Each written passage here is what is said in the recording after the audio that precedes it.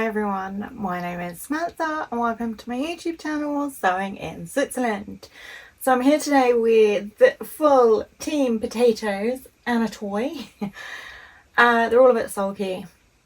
I'm kind of in the middle of a heat wave and then in the middle of some crazy storms as well, so they're kind of feeling the weather a bit. So today's a fun one. So you might have seen, if you watch other sewing channels, which you know obviously you will, that there's this game going around called This and That, and it was set up by a lovely lady called Julie over at Curated Curvy. And I'll put her Instagram, her YouTube channel in the description so you can find her if you don't know her yet. You should. She's great. She makes wonderful things. So she came up with this game where it's like a this and that kind of questionnaire, I guess. Just some quick fire sewing questions. And then the very lovely lady, Christine, over at the Gemini Stitches, she tagged me in, so I get to play along now, so it's quite fun. So I'm going to list off the questions and just kind of rapid fire tell you my answers, and then in return at the end you tag some people that you would like to play. So first of all, I'm going to tag in everyone who's watching this video. So if you want to play along, and then it's not just people who make videos, you know, you can, if you're thinking, I want to play, then I'll put the questions in the description as well. And you can just copy and paste them into the comments and pop your answers. Because I'm kind of keen to see if I have any like partners in crime, sewing partners in crime out there. If anybody kind of sews in a similar way to me. So I'll start with questions. There is like 4 different topics, and there's like 3 or 4 questions in each topic. So we'll run through them. This is fun. I love games. So topic number 1 is sewing prep. Question number 1: shopping new versus shopping the stash. I am gosh, I'm not sure actually. I guess I'm a shop the stash. I only actually buy fabric if I have a project in mind for it. As much as I would love to be the person who just willy-nilly goes onto a fabric store or online and just buys a load of fabric, I wish I could do that. I wish I had the financial situation to be able to do that, because I would dedicate, I'm gonna think big. I would get a storage unit and just fill it with fabric, but I can't do that, unfortunately. So I do tend to buy fabric and then plan the project and then purchase the fabric. So what you're looking at here is all my winter fabrics for this winter and all the videos that I'm going to make for. So it's all actually really planned in ahead. There is the odd thing, so sometimes they will buy, you know, those like mystery boxes where they're like really good value for money and you get lots of different fabrics, and some of them are quite hit and miss, but there's some real gems in there. So I will occasionally treat myself to like a mystery box and then kind of just wing it. And yeah, so there are the odd occasion where I'll kind of go crazy, but it's usually through a mystery box as opposed to me kind of just shopping, as much as I would love to. So number 2, PDFs versus paper patterns. PDFs for 100%. I do not tend to shop paper patterns at all. I don't actually mind them. It's not like a preference over printing and then like taping them together, or even the fact that it's instantaneous. It's more that obviously I live in Switzerland. A lot of the patterns here in the stores would be in German, which isn't a problem, but I gravitate towards obviously using English ones. Also then the stores that I tend to shop at are UK based or other countries in Europe, so I will then pay pay the customs fees on the fabric, and then I would think, well, I'm not going to pay the extra fee to on top of the pattern as well, so I might as well just PDF it. So yeah, PDF girl through and through. Number 3, cutting versus tracing. If it's a loosey-goosey dress or something that I can kind of eyeball and think, yeah, I'm pretty sure this is going to be true to size, or if I've gone through like the Instagram hashtags and can see that it's true to size, then I'll probably cut it, especially if it's a PDF. However, if it's something that I'm not sure size wise, I will trace it to save printing it off twice. If it's something that I look at and I think family members or friends would love this and would look great in this, then I probably trace it. I don't use any special tracing paper. I use greaseproof paper that I buy in the supermarket. Highly recommend that. And then just kind of tape the pieces together and away you go. So yeah, somewhere kind of in between the two, I guess.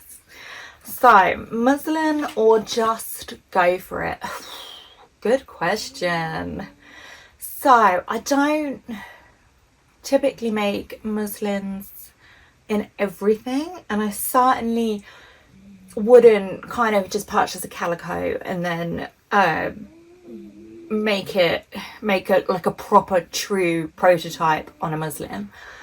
But what I would do is maybe use some cheaper fabric that I've got from a mystery box and make a kind of a wearable muslin or a wearable toile, if you like, as opposed to like a proper muslin fabric or calico style fabric mock-up. So yeah, somewhere between the two. I do tend to just go for it unless it's something tailored. So if it's something like a blazer or some tailored trousers, I will probably make a wearable toile first. But if it's just like a dress or, you know, like a blouse or something that's easy to knock together, I'd probably just go for it. So yeah, somewhere in between. I'm sorry, I'm very wishy-washy with these answers. Topic number 2, fabric. In-store versus online shopping. Okay. So, if you are ever planning to come to Switzerland for a holiday and you're thinking, yes, I'm going to get in some fabric shops, I'm going to hit up the garment district, don't bother. There isn't one. There's not that many fabric stores in Switzerland. There's some really great ones, like, but there's only like maybe 5 or 6, and they're kind of scattered all around Switzerland. There's no kind of chain of fabric stores, no cheap fabric stores, no real kind of garment district at all. Fabric stores here are really expensive. So you're looking at maybe 35, 40 francs per meter. And that's not on a particularly fancy fabric either. That would just be like a standard 100% cotton, for instance, not, you know, not even like a designer fabric. You'd be looking to pay a lot more. So I tend to do all of my fabric shopping online. There's a really great store in the Netherlands, I want to say, that I frequent quite often. That's the Fabric Baron. They're the ones who do the mystery boxes. So you get something like, gosh, 30, 40 meters of fabric for like 50 quid. It's really great. Or Minerva.com, that's another great one. That one is really good for people who live outside of the UK because it's free shipping. You obviously have to pay your customer fees and everything on top of that, but it is free shipping. And what's great about that is the size of their haberdashery. So when I'm shopping Minerva, I'm not just shopping fabric. I'm shopping needles, you know, threads, gosh, notions, everything in between that I can't typically get my hands on. For instance, I bought a roll of navy bias binding, just kind of pre-made bias binding from a store in Switzerland, just a small roll, about 10 meters or so, I think, and it came to just under 100 francs. So yeah, it is wild wild in terms of price differences between here and even the rest of Europe, I would say, in terms of the cost of shopping fabrics and notions here. So definitely online. As much as I would love to be able to feel the fabrics, and you know, you can't beat that kind of actual tactile sensation, but yeah, I can't. I'm very jealous that everybody who lives down the road from a fabric shop. Very jealous. So number 2, knits or wovens. Gosh, I don't mind either, to be honest. I think there's a time and a place for both. I tend to make more knits in winter, I guess, as most people. Sweaters, stretchy loungewear and such. So yeah, I don't mind either. I will say this, a lot of people do think that it's much harder to sew with knits. I think that's a myth, to be honest. I think as long as you've got the basic knowledge of how to sew a knit, so you know what you're doing with your machine, you know what stitch length you need, you know you need a zigzag, you know or how to cut the pattern out, for instance, then it shouldn't be a problem. I don't think they're too difficult to work with, to be honest. So if you're kind of watching this and you're thinking, oh, I don't know about knits, give it a go. Give it a go. It'll be fine. So yeah, somewhere in between. So tumble dry versus hang to dry. So we actually have a we live in an apartment, and we have a set of shared laundry facilities, so it's not actually that easy to wash stuff, so it's always hang to dry. There's never enough time or space to tumble dry it. So yeah, I tend to hang all the fabrics. Yeah, it takes a bit longer in winter, but it's fine. So yeah, I'm a hang dry person. Hang turn. So number 4, rotary cutters versus scissors. I think there's a time and a place for both. I'm sorry, I'm very non-committal, I'm finding out. I actually use both. Tend to use scissors on a woven and a rotary cutter on a knit.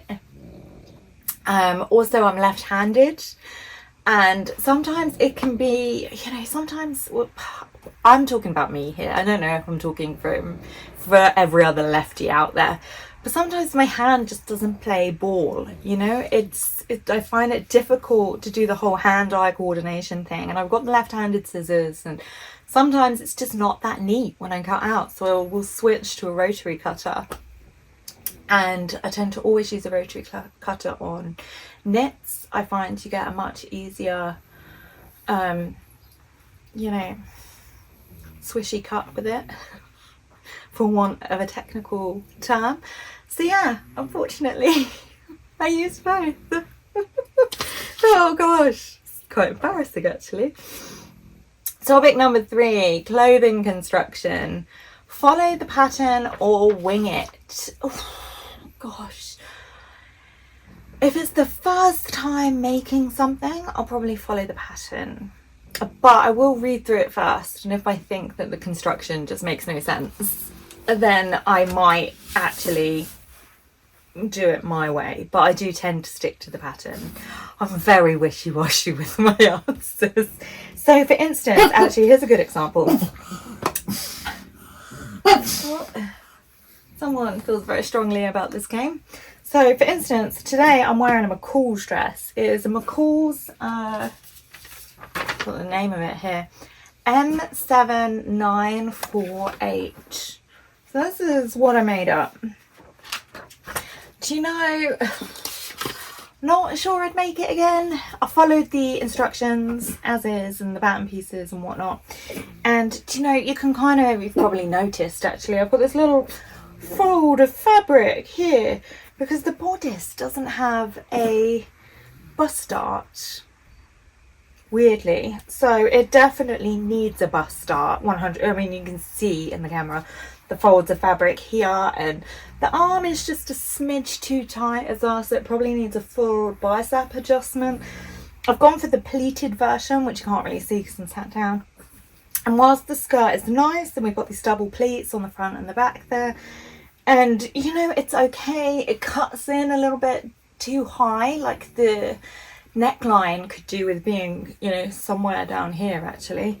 So whilst it's okay, would I make it again? Probably not, but if I did, I would alter the bodice piece. I'd add a bust dart, I'd make the arms bigger, I'd probably actually change the actual construction details as well, like the way that they put them together. I would shake that up completely. I would put the sleeves in when I do the bodice as opposed to making it all and then doing the sleeves last. Like that didn't make any sense, for instance. So yeah, there's quite a few niggles with it that I probably would change. So yeah, I follow the pattern and then get a bit salty about it. But if it's something that I've made several times, then I'll just wing it, because I don't need to check the pattern, and if I know what works and what doesn't work for me, then I can adapt it. And that's the whole point of sewing, I think. There's so many different ways to do the same action. Like there's so many different ways to put in a zipper, to attach a button, to do gathers. You know, you've just got to find the way that works for you. You've got to find the construction that you find most adaptable to yourself and your way of working, and then you kind of run with it. So yeah, it's somewhere in the middle yet again. So bias tape finish versus facings. Oh gosh, that's a tricky one. This one's got a facing. I don't mind a facing. I don't mind constructing a facing. I also have lots of garments that I've swapped facings out for bias tape and vice versa. I think there's probably a place and time for both. I'm gonna say I'm gonna be committal. I'm gonna say I prefer the action of sewing bias tape or binding, because I like the process of doing it. Whereas a facing is just a lot of pressing and a bit annoying, and you've got to tack it down and whatnot. So yeah, I don't mind both. I don't mind wearing both, but I will probably prefer to do a binding. This is hard. So, serged seams versus French seams. Oh, guys, there's a time and a place for both.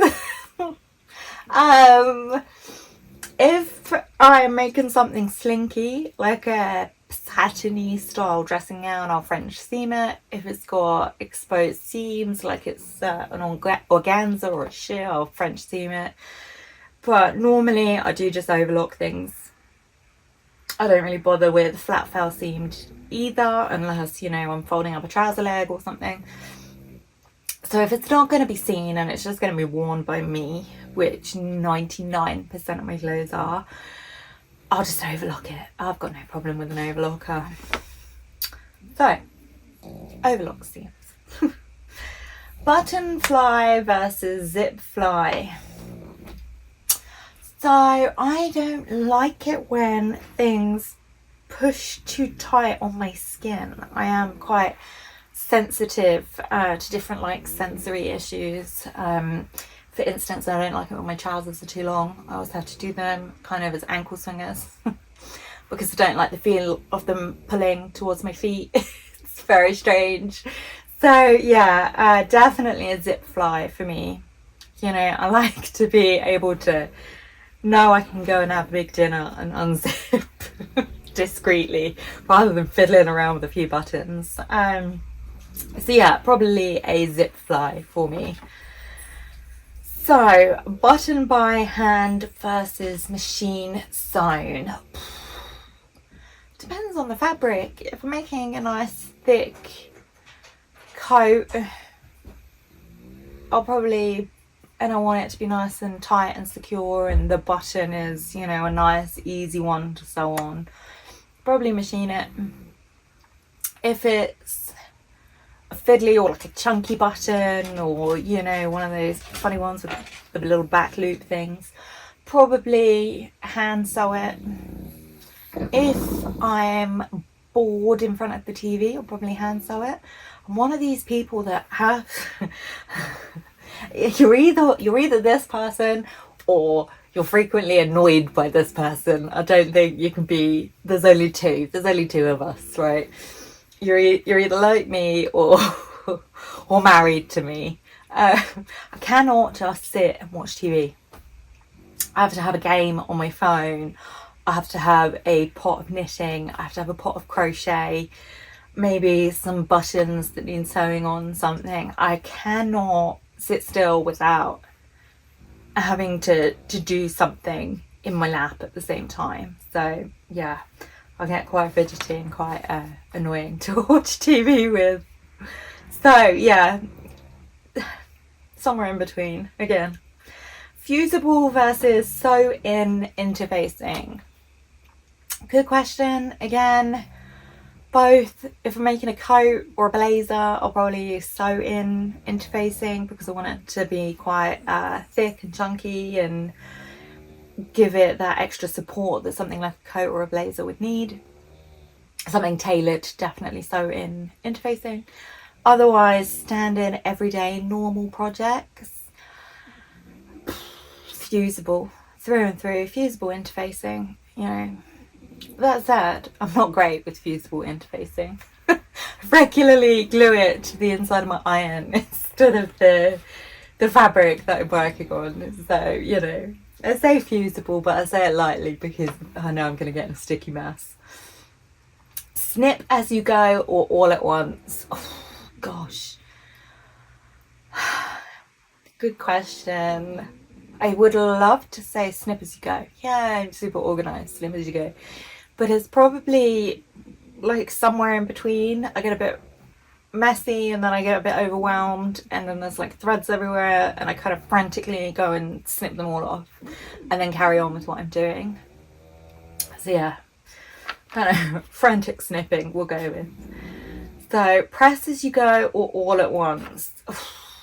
Press as you go. If you are leaving your pressing to the last minute, slap on the wrist. Slap on the wrist for you. So that is the one beginner's tip I will give you. Always press as you go. Press your seams open. Press your fabric. Press, press, press. Press. It will elevate your sewing. It will make such a huge difference to your sewing. You cannot beat press as you go. Like, it's worth carving the time out for that, you know. Even if you skip everything else, just press as you go. Topic number 4, sewing habits. Late night seamstress versus daytime seamstress. I am daytime through and through. And I have tried it before, if I commit to like an evening sewing session, something will go wrong. The last time I tried it, I put the sleeves on backwards. So I had to unpick it. It was on a blazer as well, like a lined blazer. So I'd done like the lining piece and the outer piece as well. Like I put all the sleeves in and it was a mess. It was really frustrating. I cried. So yeah, I tend to kind of run out of steam anything past about 4 p.m. and yeah, my brain kind of stops working. So whilst I can like crochet and kind of do like handsy bits in the evening, I can't actually construct anything because it's not that I don't have the patience, I just can't really seem to function past about 4 p.m. So yeah, daytime for me. Slow and steady versus frantic. So if I have to make something by a deadline, I will panic and then do nothing. I cannot frantic sew. I just cannot. I cannot do it. I will panic, get really overwhelmed, cry, call my husband, cry a bit more, maybe call my mum, cry a bit more. I cannot frantic sew. And then I'll just kind of go into like a fugue state where like nothing happens at all. So yeah, it has to be like meticulously planned. I'm also really bad at planning. I'm deeply unorganized, deeply chaotic person. So I will sit down with my husband maybe once a week or once a fortnight, and I'll say, look, this is what I want to make. This is what I want to film. These are all the activities, you know, outside of the sewing room that I've got going on this week. Can you please schedule me? And he will sit there and schedule me on a daily kind of scheduler, a daily kind of diary, and work out when I can fit things in, and then I'll stick to that meticulously. And if I don't, I get really overwhelmed and will probably cry. Yeah. Otherwise, you can just write it all off. I have to have support being organised, because it just doesn't happen. I'm not an organised person. So you're probably all watching this thinking, oh my god, Sam has lost her marbles, and you might well be right. So tidy as you go versus one big cleaning session. One big cleaning session, unless I drop a pin and I can't find it, and I'm particularly worried that a potato is going to get hold of it, because they will. Just anything, they'll put it in their mouths and swallow it. They're a nightmare. So yeah, one big cleaning session. Otherwise it will be like a frantic deep cleaning session looking for the missing pin. But yeah, I tend to clean up at the end of a project, and I tend to do it every project. So I'll finish, say this, and then give everywhere like a sort out, and then at the same time I'll replace the bobbins that I've used for the next project. So I tend to make up 3 bobbins per project, because if I run out in between it, I get frustrated, and you know, I like to know that it's all kind of prepared and ready to go. Someone who's very unorganized, I'm also kind of organized in my own way, and I'd love to know if anybody else out there is like that. Kind of, you know, organized chaos, can we call it that? So yeah, one big cleaning session, unless I drop something sharp. And those are all the questions. So I feel like I've revealed an awful lot about my personality, and none of it is particularly good. So yeah, I'm very keen to see everybody else's responses, so please do fill it in and pop them in the comments and let me know. And also let me know if you're anything like my sewing style, because I'm feeling a little bit sad now having revealed all that. I'm gonna go and have a nice tidy up, I think, and maybe work on being a bit more committal and things. So yeah, so thank you very much to the curated Curvy who arranged this and created these questions, and thank you so much Christine for tagging me in it. So that's the Gemini Stitches, and I'll put her YouTube channel, oh, we got a potato in the mood, I'll put her YouTube channel in the description. And yeah, check them out if you're not familiar with them already, because they are fantastic and they make some really wonderful things. So thank you so much from me and Team Potatoes, and I will see you soon. I wish you all a great day. Thanks so much. Bye.